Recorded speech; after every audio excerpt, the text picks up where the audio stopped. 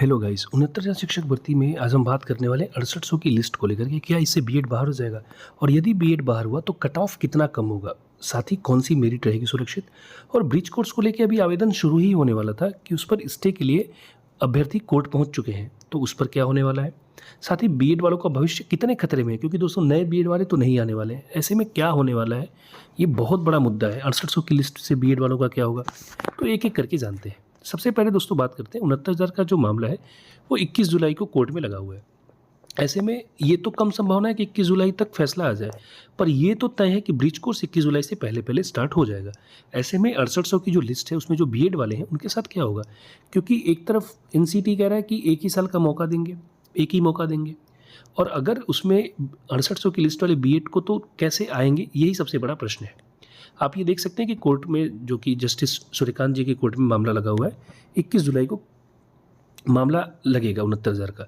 तो बीएड वालों को कैसे लाया जाए, 6800 के बीएड वाले वो कैसे ब्रिज कोर्स कर पाएंगे, सबसे बड़ा प्रश्न है। क्योंकि एक तो वो कह रहे हैं कि ये नियुक्त भी नहीं है।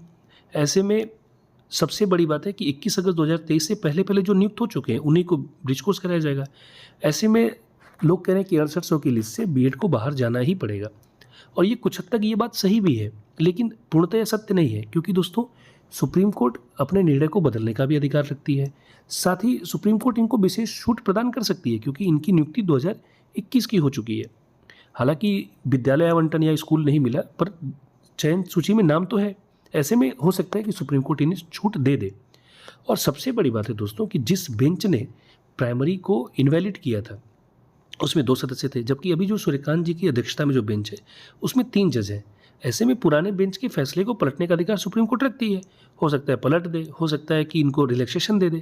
इसलिए ये कह देना कि 6800 की लिस्ट में सारे बीएड वाले बाहर हो जाएंगे, ये कुछ सत्य तो है लेकिन पूर्णतः सत्य नहीं है। बाहर हो जाएंगे 100% ये नहीं हो सकता। हो सकता है सुप्रीम कोर्ट उन्हें कोई छूट दे दे, हो सकता है कोई उन्हें मौका मिल जाए कि सुप्रीम कोर्ट कह दे कि ठीक है आपके लिए अलग से ब्रिज कोर्स फिर से करवा देंगे।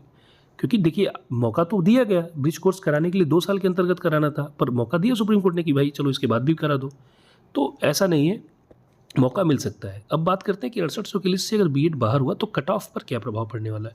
यदि फैसला हाईकोर्ट के डबल बेंच जैसा हो तो अनारक्षित वर्ग पर कट ऑफ पर कोई प्रभाव नहीं पड़ेगा, लेकिन आरक्षित वर्ग में कट ऑफ पर बहुत प्रभाव पड़ेगा। क्योंकि 6800 की लिस्ट में जो 6800 की लिस्ट आई थी उसमें बीएड वाले, बहुत सारे बीएड वाले चयनित हुए हैं।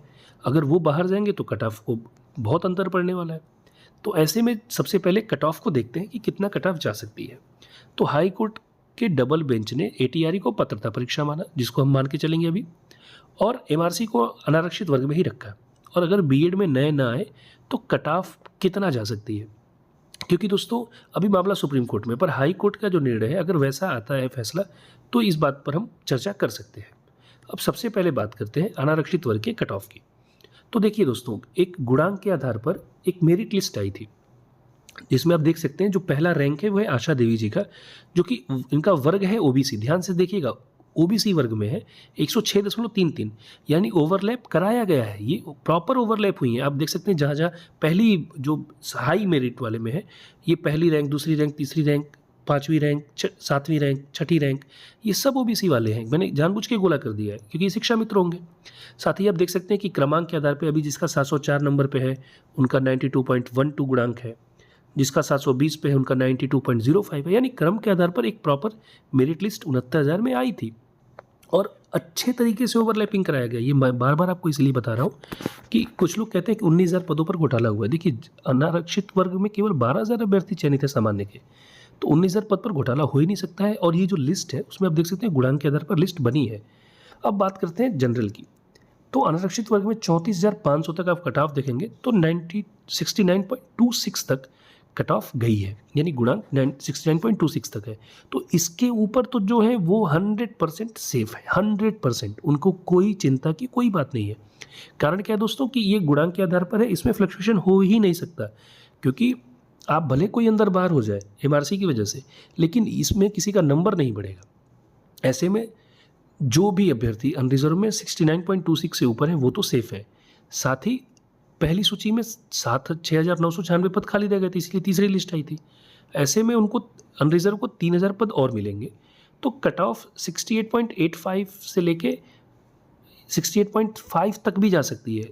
मतलब -0.5 तक का तो कम हो सकता है। इसलिए पहली लिस्ट में जो कट ऑफ होगी वो 69.26 से ऊपर वाले तो 110% सुरक्षित हैं किसी भी परिस्थिति में, चाहे एटीआरई पात्रता परीक्षा हो जाए, चाहे एटीआरई पार्ट ऑफ सिलेक्शन हो जाए, चाहे एमआरसी वाले आरक्षित में आ जाए, चाहे एमआरसी वाले अनारक्षित में आ जाए।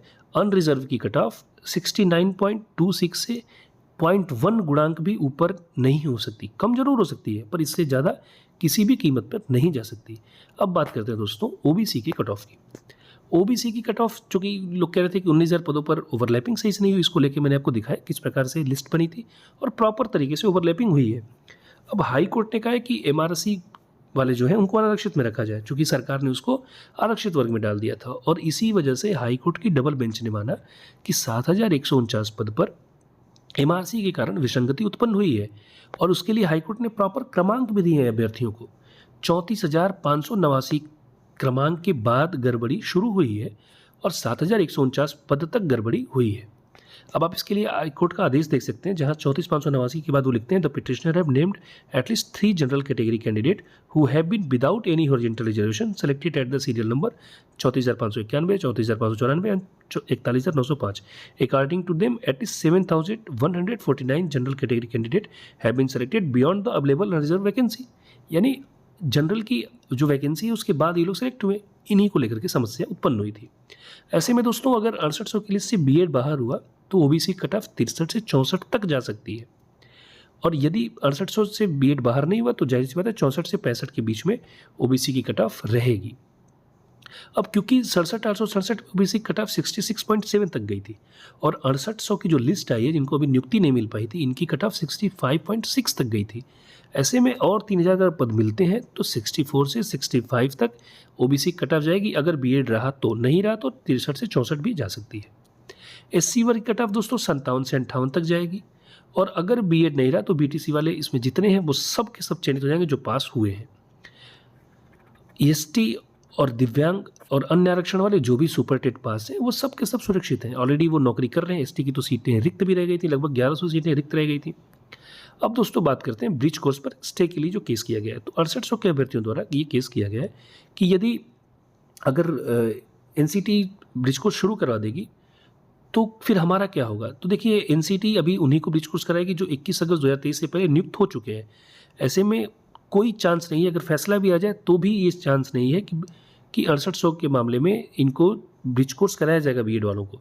पर हाँ, यदि सुप्रीम कोर्ट अलग से कोई रिलैक्सेशन दे दे तो जाहिर सी बात है कि एनसीटी को उनको ब्रिज कोर्स कराना ही पड़ेगा। जैसे कि छूट दी है, अभी 69,000 की भर्ती में ही 2 साल के भीतर ब्रिज कोर्स करना था और 2 साल की जगह 5वां साल चल रहा है और सुप्रीम कोर्ट ने उन्हें छूट प्रदान की कि ठीक है भाई अब से आप ब्रिज कोर्स कराओ, इसमें अभ्यर्थियों की क्या गलती है।